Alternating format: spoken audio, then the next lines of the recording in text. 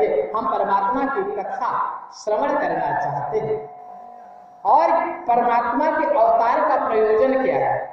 वैकुंठ लोकवासी जो परमात्मा है वह धरती पे अवतार क्यों लिए और धरती पे अवतार लिए तो मोक्ष का उपाय क्या उन्होंने बताया है, किस प्रकार से मोक्ष को प्राप्त किया जा सकता है और कौन सी कथा इस श्रीमद् भागवत में लिखी गई है, यह आप हमें बताइए। सूत जी ने कहा कि आप सभी लोग जो है ध्यान पूर्वक इस कथा का श्रवण करिए, मैं सुनाने जा रहा हूँ। कथा प्रारंभ करते हैं महाभारत के समय से। महाभारत युद्ध की समाप्ति हो चुकी है। यथा मृधे कौरव संजयाना वीरे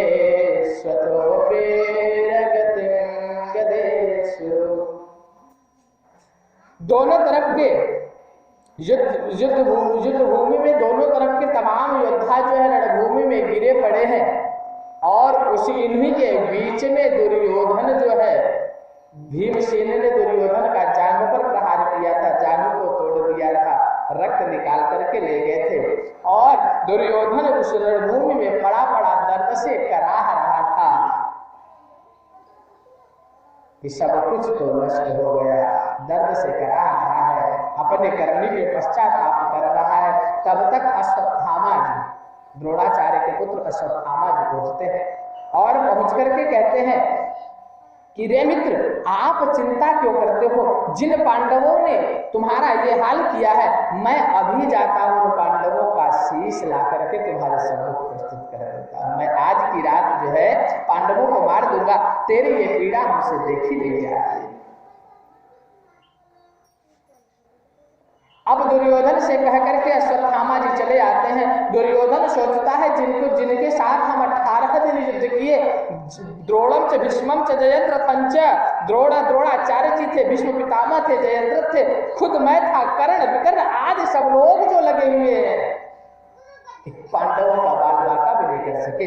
आज यह अश्वत्थामा कह रहा है कि मैं जाऊंगा, 5 पांडवों का वध करके मैं लेते आऊंगा। बोले ठीक है मित्र, अगर कर सकते हो कोई बात नहीं। अश्वत्थामा पहुंचता है और वहां पे विजय की स्थिति थी, विजय प्राप्त कर चुके थे पांडव लोग, हर्षोल्लास मनाया जा रहा था।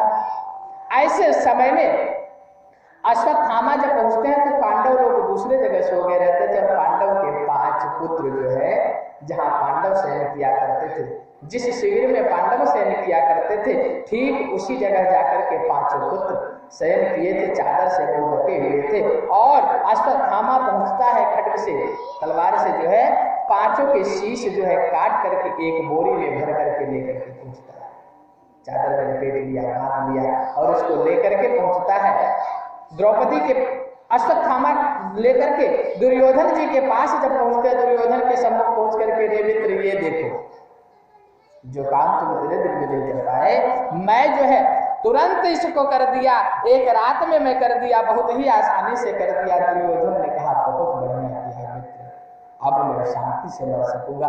लेकिन जिस समय उस चादर को खोला है और शीश सम्मुख रखा है, दुर्योधन ने देखा ये 5 शीश तो पांडवों के नहीं, उनके पुत्रों के हैं। बार बार धिक्कारने लगता है अश्वत्थामा को कि अरे तू तो और भी पापी निकला, अब मेरे परिवार में मेरा पिंडदान करने वाला कोई नहीं बचेगा, तिल तो अंजलि देने वाला कोई नहीं बचेगा, तूने तो मेरा वंश ही विध्वंस कर दिया। कम से कम ये 5 तो थे जो कौरव और पांडवों को तिलांजलि देकर दे सकते थे, पिंडदान श्राद्ध तर्पण आदि तो कर सकते थे, लेकिन तुमने तो वो ही नष्ट कर दिया, वो भी खत्म कर दिया। ऐसा करते हुए हाय हाय करते हुए दुर्योधन जो है प्राण त्याग देता है और अश्वत्थामा जो है प्रायश्चित करते हैं, मुंडी नीचे हो जाती कि जिस मित्र के लिए हमने किया वही धिक्कार दे रहा है, मुंडी नीचे हो जाती है। इधर द्रौपदी के पास पांडवों के शिविर में सब देखते हैं कि 5 पुत्रों का वध हो चुका है, 5 पुत्रों का वध हो चुका है, 5 पुत्रों के शीश नहीं है, धड़ वहां पे गिरे पड़े हैं। सब लोग पहुंचते हैं और अर्जुन ने संकल्प कर लिया। जब द्रौपदी रुदन करना प्रारंभ करती है, अर्जुन ने कहा कि आप रुदन मत करो, अब मैं जा रहा हूं, अपराधी को पकड़ करके लाऊंगा, उसके शीश को काट डालूंगा, उस शीश पे बैठ करके जब तक आप स्नान नहीं करोगे तब तक इनका क्रियाकर्म जो है और वैदिक क्रिया जो है नहीं की जाएगी। अर्जुन ने भगवान श्री कृष्ण को साथ में लिया है कि हे नटवर, चलिए अपराधी को ढूंढा जाए, कौन ऐसा अपराध कर सकता है, बच्चों को कौन मार सकता है। देखिए इतने प्रकार के महापापी कहे गए हैं, मत्तम प्रमत्तम उन्मत्तम सुप्तम बालम जडम श्रियः। इतने लोगों को जो मारे, मत्त को, पागल को, मूर्ख को, और जो धन के या किसी भी वस्तु के जो नशे में हो, ऐसे लोगों को मारने वाला, और सोते हुए को जो मार डालते हैं, मूर्ख को जो मार डालते हैं, और जो स्त्रियों पे अस्त्र प्रहार करते हैं या मारते हैं, ऐसे लोग जो है महापापी कहे गए हैं। ऐसा महापाप हमारे राज्य में किसी ने कर दिया तो भगवान श्री कृष्ण और उनके साथ में अर्जुन जी जो है चल पड़ते हैं। जाते जाते जो ही निकले हैं तब तक सम्मुख अश्वत्थामा गुरु द्रोणाचार्य का पुत्र भगवान श्री कृष्ण ने कहा कि अर्जुन, अब हमारा काम जो है हो जाएगा, क्योंकि कार्य से निकले और सर्वप्रथम सम्मुख कौन दिख गया? गुरु जी का बेटा। उस परिवार का, गुरु के परिवार का कोई भी होता है, पूजनीय होता है, उनका आशीर्वाद हमें मिल गया। तो आप ऐसा करो कि जाकर के अश्वत्थामा जी का आशीर्वाद ले लो, आपके गुरु के पुत्र हैं। अश्वत्थामा जी को जाकर के अर्जुन ने जो ही प्रणाम किया, जो ही उनके तरफ बढ़े हैं प्रणाम करने के लिए, अश्वत्थामा ने वहीं से ब्रह्मास्त्र चला दिया। उनको लगा कि नहीं, अर्जुन को पता चल गया है और वहां पर पकड़ने के लिए आया है। अश्वत्थामा ने वहीं से जो है ब्रह्मास्त्र का प्रयोग कर दिया। अर्जुन ने देखा और घबरा गए, बोले केशव ऐसा क्या, हम तो प्रणाम करने जा रहे थे, उधर से ब्रह्मास्त्र क्यों? बोले अभी नहीं समझे। अपराधी जो है और कोई नहीं, अपराधी यही है। बोले केशव क्या उपाय है, किस उपाय से इस ब्रह्मास्त्र से बचा जाए? बोले आप भी ब्रह्मास्त्र का संधान कर दो। अब अर्जुन ने भी जो है ब्रह्मास्त्र छोड़ दिया, उधर से ब्रह्मास्त्र, इधर से ब्रह्मास्त्र, दोनों ब्रह्मास्त्र जब आपस में लड़े हैं, ऊपर की दिशा में जाने लगे हैं। ऐसे समय में विध्वंस की स्थिति आ जाती है। सारे विश्व पर जो है संकट के बादल मंडराने लगते हैं। भगवान श्री कृष्ण देख रहे थे, महर्षि वेदव्यास जी ने आकर के उनका समन किया और अर्जुन को बार बार समझाया। देखिए ब्रह्मास्त्र वापस लेने की कला अश्वत्थामा को नहीं पता थी, भले ही द्रोणाचार्य के पुत्र थे, द्रोणाचार्य जी ने उनको ब्रह्मास्त्र वापस लेने की कला नहीं बताई, लेकिन अर्जुन को उन्होंने वह भी कला बताई। अर्जुन से भगवान श्री कृष्ण ने आग्रह किया कि अर्जुन दोनों ब्रह्मास्त्र को आप वापस ले लो, उनके शक्ति को वापस खींच लो, और अर्जुन ने वैसा ही किया। उसके बाद पशुवत पास विद्ध, अश्वत्थामा को जो है पशुओं की तरह बांध करके, जब अपराधी मिल गया तो पशुओं की तरह बांध करके अश्वत्थामा को लेकर के चले पड़ते हैं। और यहाँ जब आते हैं द्रौपदी को आवाज लगाते हैं, द्रौपदी अपराधी पकड़ा गया, जिसने तेरे पुत्रों का वध किया, मैंने उनको पकड़ लिया है। द्रौपदी ने जब देखा है गुरु जी है, बधा हुआ कौन है? वाम स्वभावा कृपया नामच, स्त्रियों का स्वभाव जो होता है बड़ा दयालु होता है। उन्होंने देखा कि गुरुपुत्र को बांध करके लाए, बारंबार गुरु जी को प्रणाम करती है, अश्वत्थामा को प्रणाम करती है और क्या कहती है? मोचियताम ऐसा, छोड़ो जल्दी छोड़ो, जल्दी छोड़ो, क्यों बांधे हो? मोचियताम ऐसा ब्राह्मणा में तरो गुरु, यह तो गुरु के पुत्र है, ब्राह्मण है, आपने ब्राह्मणों को पशुओं की तरह क्यों बांधा? जल्दी छोड़ो। अर्जुन ने कहा कि द्रौपदी ये जो है अपराधी है, तेरे 5 पुत्रों का वध जो है इसने ही किया है। उन्होंने कहा कि मेरे 5 पुत्र मर गए, कोई बात नहीं, लेकिन गुरु को मैं बंधा हुआ, गुरुपुत्र को मैं बंधा हुआ नहीं देख सकती। जिस घर के आंगन में इन गुरु का मैंने पैर धोकर के चरणोदक ग्रहण किया है, गुरुपुत्र का मैंने पैर धोकर के चरणोदक ग्रहण किया, जिसके चरणोदक से हमारा घर सदैव पवित्र हुआ करता था, आज जो है यदि पशुवत पास बुद्ध रस्सी में बंधा हुआ मेरे सम्मुख रहेगा, मैं नहीं देख सकती। मुझे कोई बदला नहीं चाहिए, मुझे कोई बदला नहीं चाहिए। द्रौपदी ने कहा मैं नहीं चाहती कि मेरे घर की जो आग लगी हुई है, पुत्र का वियोग जो मुझे हो रहा है, मेरे गुरु के घर में भी वह जाए। यदि गुरुपुत्र के साथ मैं कुछ करती हूँ, गुरुपुत्र को कोई सलाह देती हूँ, तो यह आग जो मेरे यहाँ गुरुपुत्र वियोग की लगी हुई है वह गुरु माता को भी लगेगा। मैं नहीं चाहती कि ऐसा यह वियोग जो है, यह आग जो है यहाँ का वहां भी लगे, तो जल्दी छोड़ो। मुच्यताम ऐसा ब्राह्मणों की तरह मुझे कोई मुझे कोई उसका न्याय नहीं चाहिए, आप जल्दी छोड़ दो, मुझे कोई सजा नहीं देनी। अब बड़ी समस्या, सब लोग तो मान गए द्रौपदी की बात, लेकिन भीमसेन नहीं माने, बोले ऐसा नहीं, इस दुष्ट को तो मारना पड़ेगा जिसने ऐसा नीच काम किया। हमने पहले ही बता दिया कि बात पहले तो सोते हुए को मारना, और उसके बाद जो है किसी बच्चे को मारना। तो बच्चे थे, सब 5 के 5 बच्चे थे और सो रहे थे, इनको मारा है, इसलिए मैं इस दुष्ट का संहार अभी कर दूंगा। द्रौपदी ने रोक दिया, रुक जाओ भीमसेन, आप सबके एक एक पुत्र गए हैं, लेकिन मेरे जो है 5-5 पुत्र गए हैं, मुझे कोई वियोग नहीं, मैं इनको छोड़ देना चाहती हूँ, इनको छोड़ दो, मुझे कोई न्याय नहीं करवाना, इनको जल्दी से जल्दी छोड़ दो, जितना जल्दी हो सके इनको छोड़ दो। दौड़ पड़ती है, गुरु को प्रणाम करने के लिए दौड़ पड़ती है, उधर से भीमसेन गदा लेकर के मारने के लिए दौड़ पड़ते हैं। ऐसे में भगवान श्री कृष्ण ने चतुर्भुज रूप धारण किया, 2 हाथों से भीमसेन को खींच रहे और 2 हाथों से द्रौपदी को रोक रहे, रुक जा,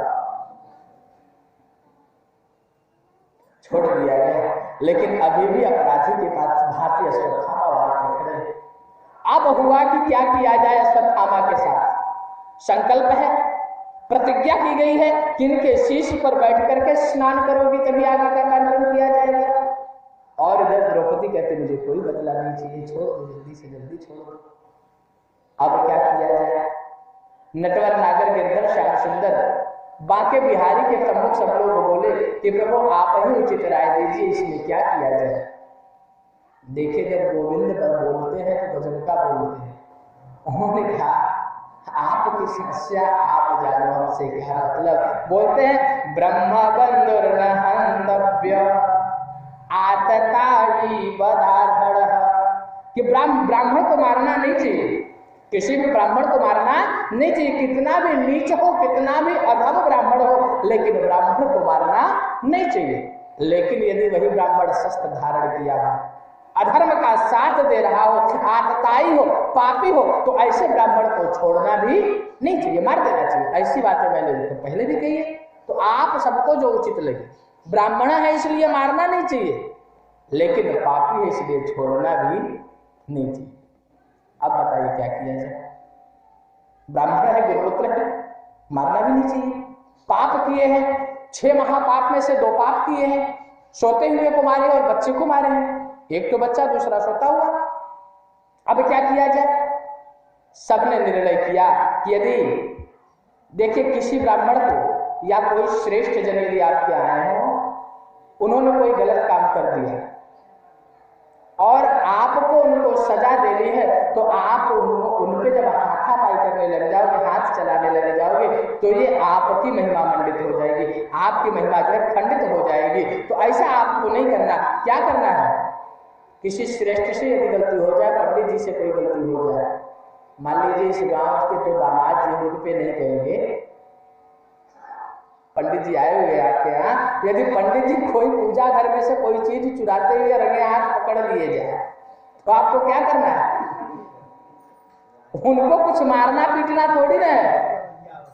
वपनं द्रविड़ादानं, वपनं द्रविड़ादानं स्थानं निर्यापणं तथा एष हि ब्रह्म बंधुर्न बधनान्योस्ति दैहिक।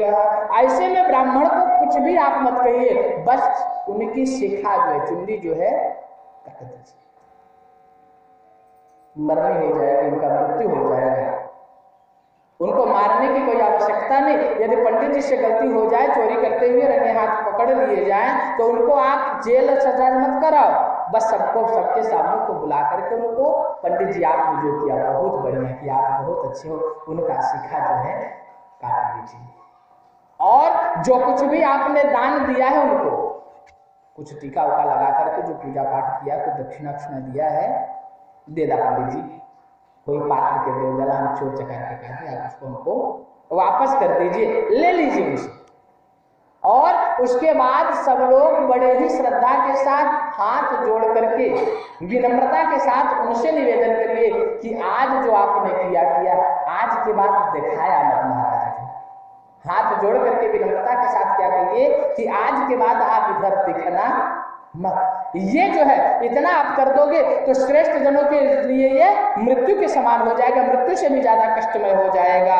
तो ऐसा ही किया गया अश्वत्थामा जी के साथ, मुंडन करवा दिया गया। बाल जो है उनका शीश जो है, शीश पर से बाल उतरवा लिया गया।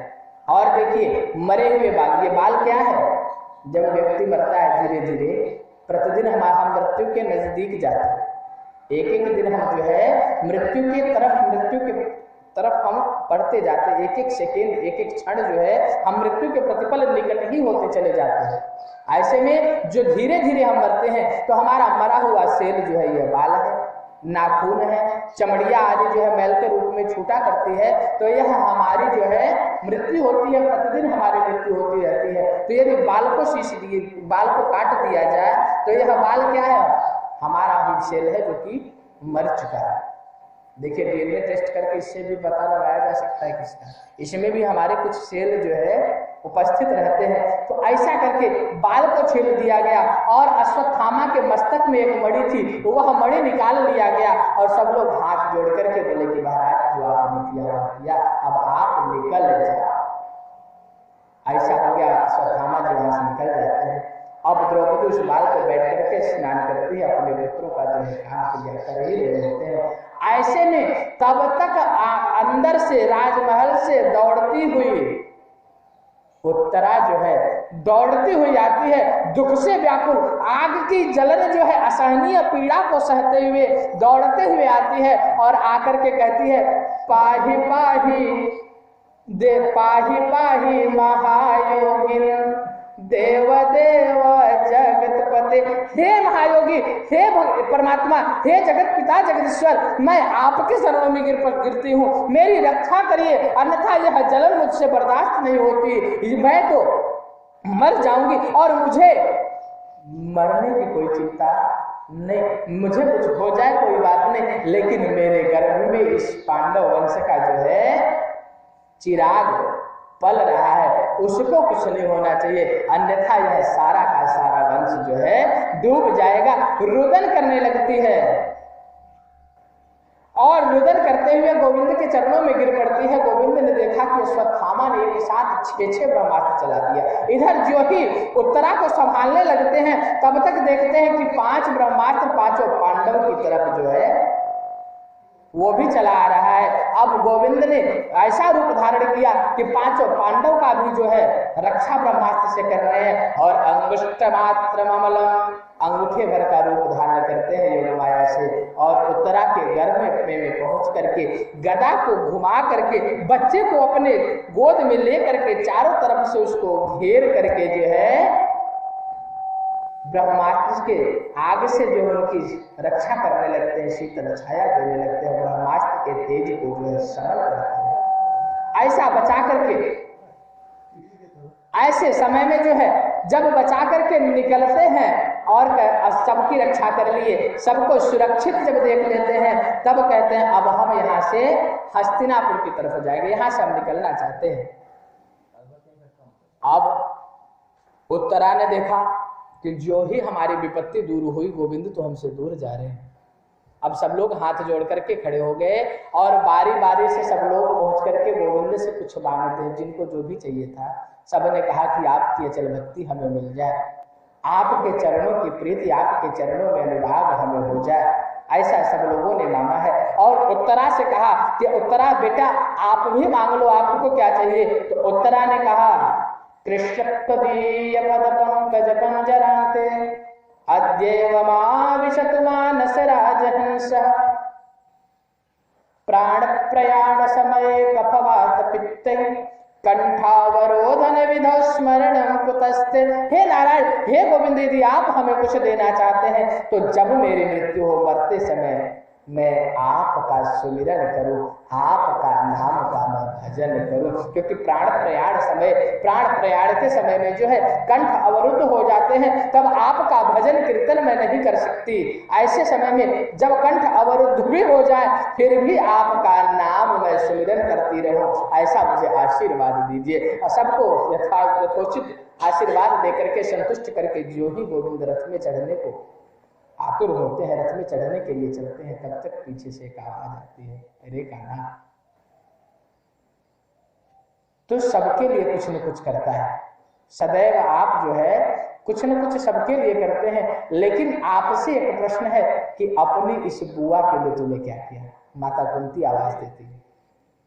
देखिए, रक्षा भवन में जब पांडव जलाए जा रहे थे तो आकर के रक्षा करी गोविंद ने। जब दुर्वासा जी अपने शिष्यों के साथ वन में पहुंच गए थे, अज्ञातवास के समय पहुंच गए थे और वहां पे पहुंच करके भोजन मांगा, भोजन सब समाप्त हो चुका था, तो दुर्वासा जी के कोप से भी रक्षा करी द्रौपदी सहित सभी पांडवों की तो गोविंद ने, और महाभारत के समय में भी रक्षा करी तो गोविंद ने। और यहां तक कि द्रौपदी के लिए द्रौपदी का चप्पल भी जो है कांके के पास में दबाया, कथा आप सभी लोग जानते हैं। और भीष्म जी से जाकर के पांडवों को अभयता का वरदान भी दिला दिया। द्रौपदी को लेकर के पहुंचते हैं भीष्म जी के पास और भीष्म जी से इस प्रकार से द्रौपदी का घूंघट निकलवा करके कहते हैं जाकर के दर्शन करके आओ। और भीष्म जी ने पहले ही प्रतिज्ञा कर रखी थी कि कोई भी हो जाए, अगले दिन सूर्य निकलेगा लेकिन पांच पांडवों का वध मैं अवश्य करूंगा। 5 बाण निकाल करके रख लिया था। और द्रौपदी को लेकर के नारायण पहुंचते हैं। जब द्रौपदी को लेकर के पहुंचते हैं और कहते हैं घूंघट इतना निकाल लेना, दुर्योधन की पत्नी को रोकते हैं, द्रौपदी को लेकर के पहुंचते हैं, कहते हैं घूंघट निकाल लेना और जाकर के प्रणाम कर देना सीधे। और जो ही प्रणाम किया तो बाबा भीष्म ने देखा एक सधवा नारी है, उसकी मेहंदी रंगी साड़ी सधवापन को बतलाती है। उसकी मेहंदी रंगी साड़ी सधवापन को बतलाती है। आशीर्वाद मुख से निकल पड़ा, सौभाग्यवती हो ए बेटी, तेरी मेहंदी रंगी साड़ी का रंग कभी न छूटे ऐ बेटी। तो तेरी मेहंदी रंगी साड़ी का जो है रंग कभी नहीं छूटे, ऐसा आशीर्वाद दिया है। और उसके बाद द्रौपदी ने जब घूंघट हटाया है तब भीष्म पितामह बड़े अचंभित हो जाते हैं और कहते हैं द्रौपदी सच सच बताना वह छलिया कहाँ, क्योंकि ये तेरे मन की बात नहीं हो सकती। तेरी सहायता करता हुआ, क्योंकि पांडवों के शिविर से मेरे शिविर तक आना इतना आसान नहीं, तो यदि यहाँ पे ऐसी आई है और ऐसी रणनीति बना करके आई है तो यह तेरी रणनीति नहीं हो सकती। सच सच बता वह छलिया कहाँ। द्रौपदी ने बाहर की तरफ इशारा किया। बाबा भीष्म ने देखा ड्योढ़ी का रंग निराला था।